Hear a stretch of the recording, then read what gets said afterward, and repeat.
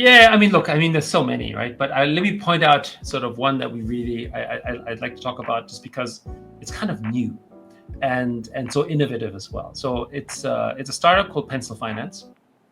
And Pencil Finance basically was building on Edu, which is an education chain powered by Open Campus. And what they did was they basically created an on-chain student loan platform, which we funded with $10 million for on-chain student loans, and that's kind of cool, right? And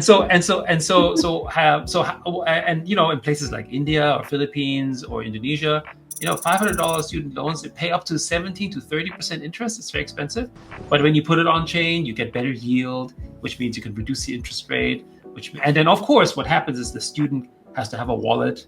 If he has a wallet, he becomes onboarded to Web3. That means he can have an airdrop. Like you can see how the whole flywheel works, right? Yeah. So that's it. Mm-hmm. And of course, it's about building an open network as well, and it's about essentially sort of bridging and creating access and onboarding. So it checks many boxes, right? The first box is, does it create mass adoption? Yes, because there's millions and millions and millions of students in the world who need better student loans, right?